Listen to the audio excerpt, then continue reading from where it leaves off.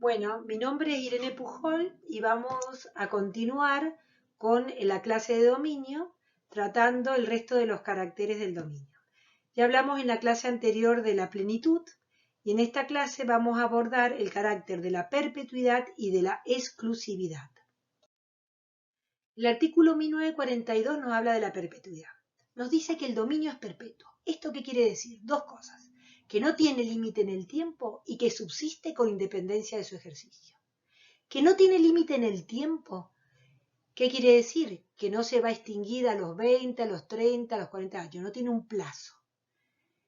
Y que subsiste con independencia de su ejercicio, quiere decir que aunque no se ejerza, por muchos años lo mismo continúa existiendo. Pongamos un ejemplo.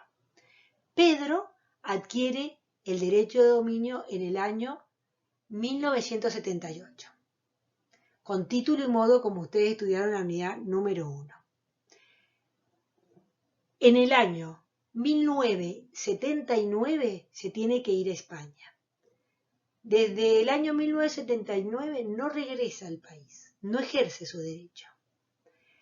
En el año 2001, Julia entra al inmueble como usurpadora y empieza a poseer el inmueble. A pesar de que esta otra persona está ejerciendo el derecho de dominio, Julia ejerce el derecho de dominio, sin embargo, sigue siendo Juan el titular del derecho de dominio.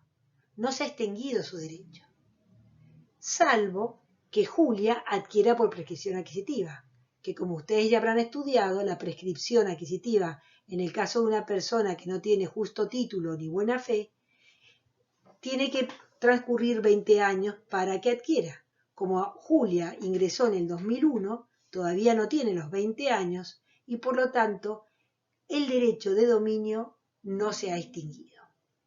Se afecta en caso de dominio revocable porque, como ustedes ya estudiarán con el doctor Pablo Grezan, el dominio revocable es aquel que está sujeto a un plazo o condición, y también en el supuesto del dominio fiduciario, el cual también está sujeto a un plazo o condición, pero para transmitir la cosa cuando se cumpla el plazo o condición al fideicomisario. El artículo 1943 nos habla del carácter de la exclusividad. Nos dice que el dominio es exclusivo y que no puede tener más de un titular. Si tomamos el caso anterior, si el dominio ya es de Julia porque lo adquirió por prescripción adquisitiva, no puede seguir siendo de Juan. O es de uno o es del otro. El artículo continúa diciéndonos que quien adquiere la cosa por un título no puede en adelante adquirirla por otro. Pongamos un ejemplo. Si Juan adquirió por aluvión en el año 2000 una franja de terreno porque se secó el río, no puede en el año 2020 adquirir esa franja de terreno por prescripción. Pero en el mismo párrafo el artículo dice, si no es por lo que falta al título. Podría, por ejemplo, Juan haber adquirido por compra 2 hectáreas de un inmueble y luego comprar o luego adquirir por prescripción 1 hectárea más del inmueble que no había comprado en la primera parte o que no tenía, según el primer título, derecho al mismo. Hay que distinguir el tema del dominio o no hay que confundir pensando que el condominio es un caso de excepción al carácter de la exclusividad del dominio, porque el condominio es directamente un derecho distinto que tiene su régimen y que lo estudiaremos en las unidades siguientes. El artículo 1944 nos habla de la facultad de exclusión. Nos dice que el dominio es excluyente, que por lo tanto el dueño puede excluir a extraños del uso, goce y disposición de la cosa. Ya estudiaremos más adelante que la exclusión no va a consistir en que el dueño vaya y, como sale acá en el dibujito, empuje a la otra persona que está en el inmueble. Porque en principio, salvo que exista un caso de legítima defensa, tiene que acudir a las vías legales. Pero sí, por las vías legales va a poder excluir a extraños. También va a poder remover por propia autoridad los objetos puestos en ella. Ahí vemos el caso de esta señora media rara, ¿cierto?, que está sacando los objetos que se encuentran dentro de su inmueble. Pero por supuesto, habrá que ver en el caso concreto si no tenía obligación de tener las cosas en el inmueble por un contrato de depósito, etc.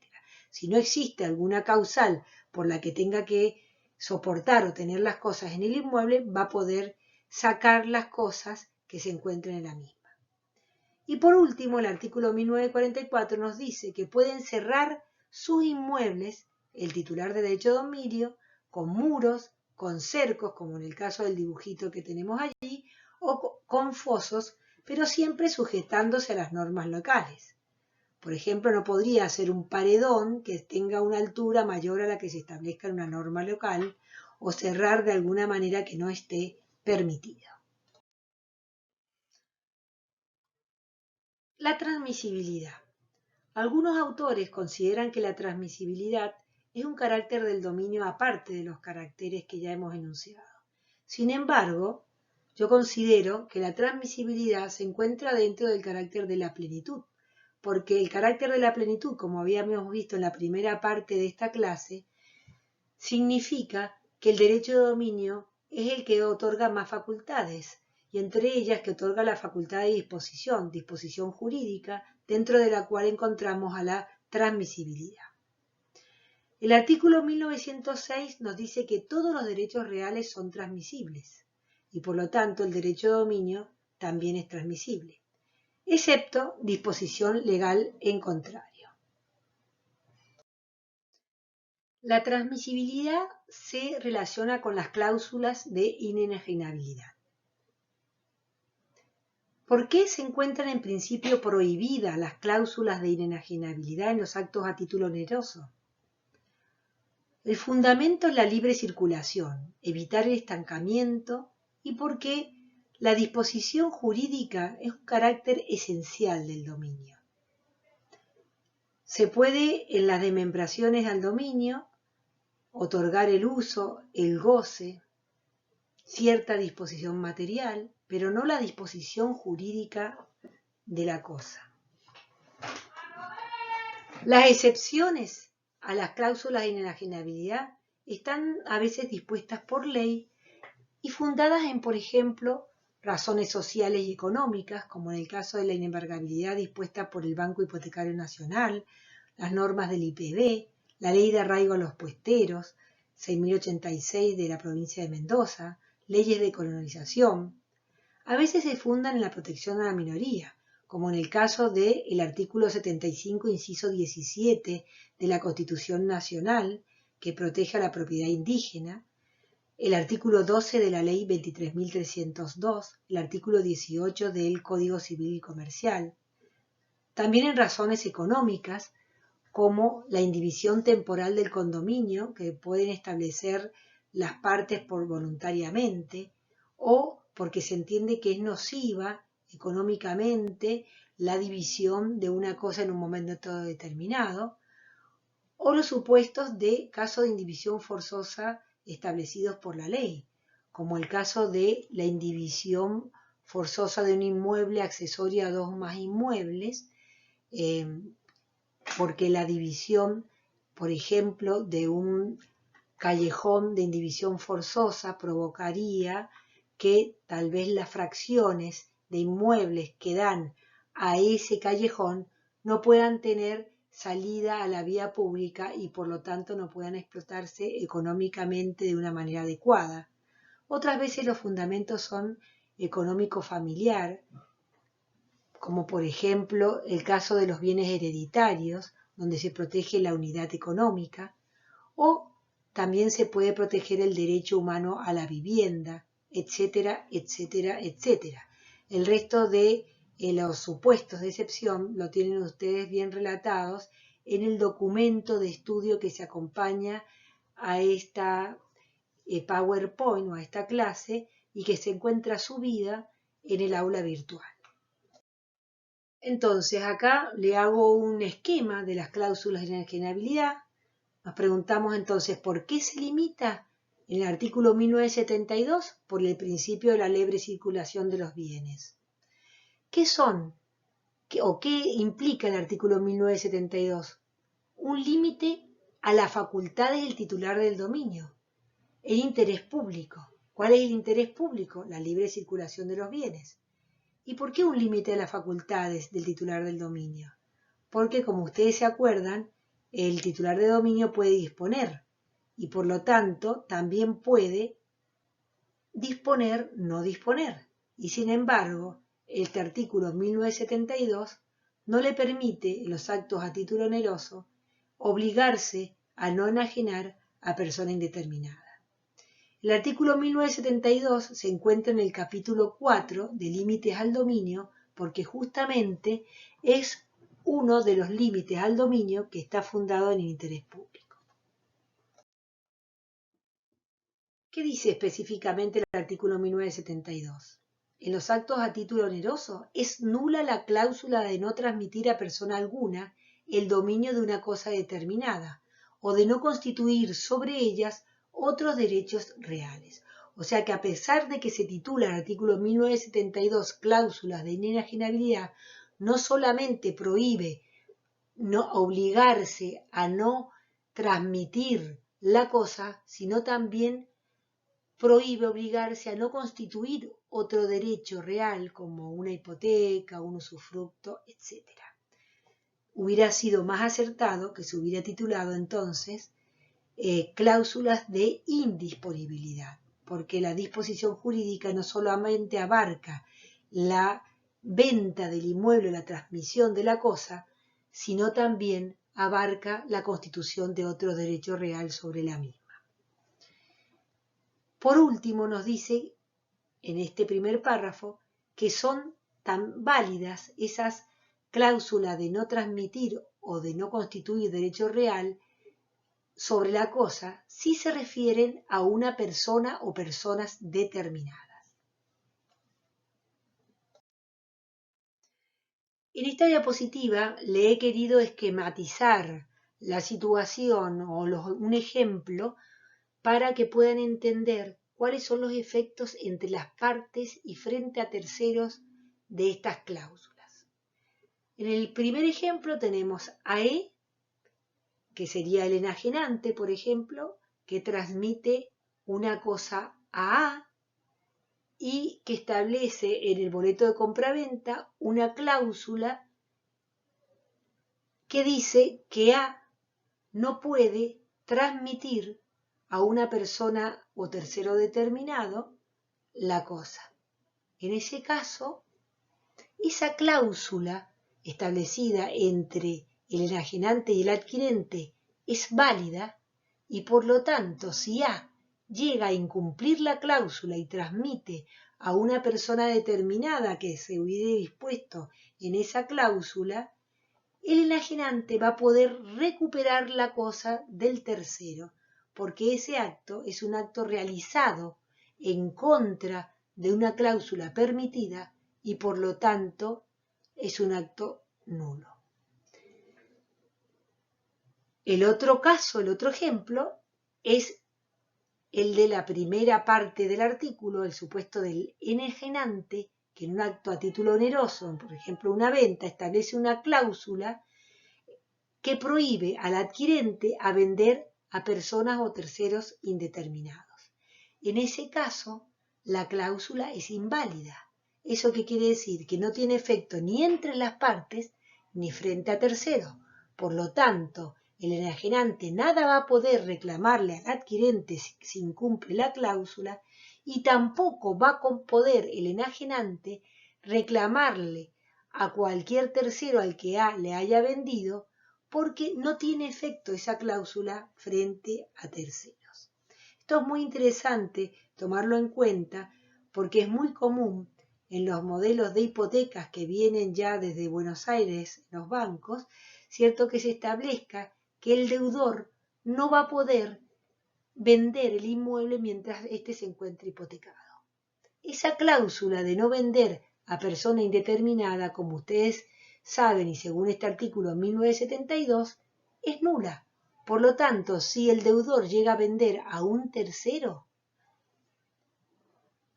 el acreedor, el banco, no va a poder reclamarle nada al tercero, ni tampoco podría reclamarle nada al deudor, porque esa cláusula es inválida.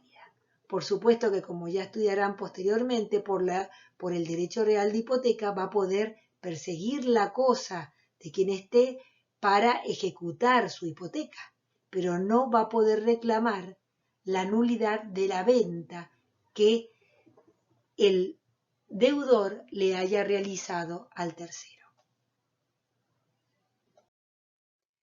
Si el acto es a título gratuito, tanto sea entre vivos o mortis causa, el artículo 1972 nos dice que son todas esas cláusulas válidas, siempre que el plazo no exceda de 10 años. Es decir, no importa que sea persona determinada o a persona indeterminada acá, sino lo que importa es que el plazo no exceda de 10 años.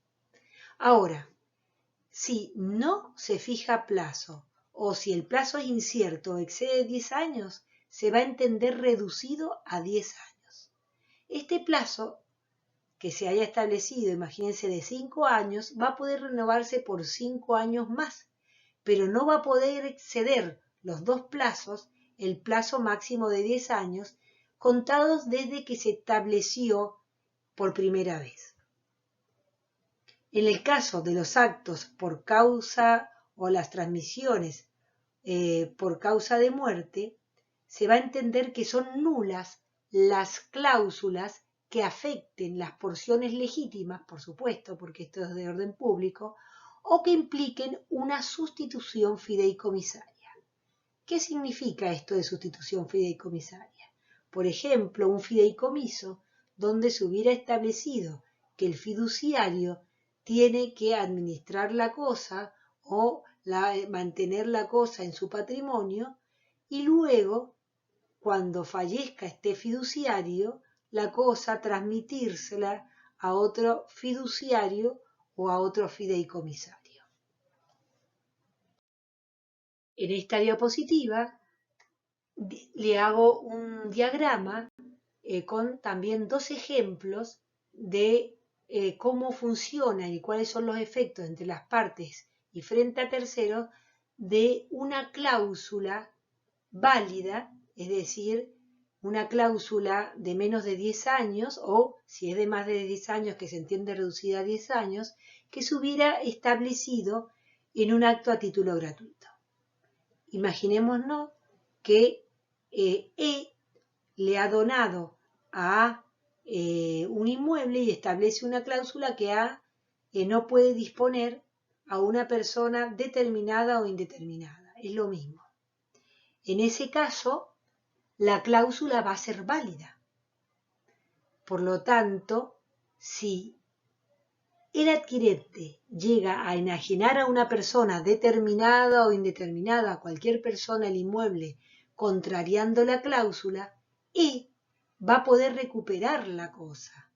¿Qué quiere decir? Que la venta que le realice el adquirente al tercero va a ser inválida. ¿Por qué? Porque la ha hecho a esa venta en contra de la prohibición establecida en esa cláusula que se considera válida. O sea que la cláusula tiene efectos entre las partes y frente a terceros. Y por supuesto, siempre que no se afecte en el caso de actos mortis causa, la legítima o que tampoco que implique el acto una de sustitución fideicomisaria.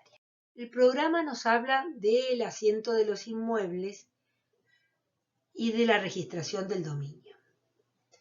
Vemos que asiento, matriculación, para los españoles era la inscripción inaugural referida a determinado bien. Esto quiere decir incorporar el inmueble al registro. ¿Por qué incorporamos el inmueble al registro? En realidad serían los datos del inmueble. Porque el registro, en realidad, ya van a ver cómo se puede organizar, los registros pueden ser de folio real o folio personal, y en el caso del registro inmobiliario es de folio real. ¿Qué quiere decir? Que el eje del registro es el inmueble.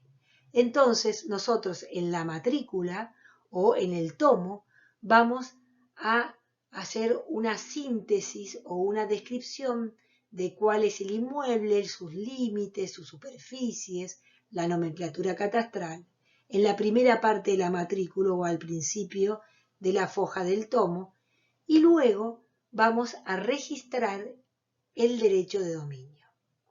El derecho de dominio, por ser un derecho real, se inscribe conforme lo que ya estudiamos en la unidad número 1 sobre publicidad, en virtud del artículo 2 de la Ley 17.801, que nos dice que los derechos reales se pueden acceder al registro o se inscriben en el registro.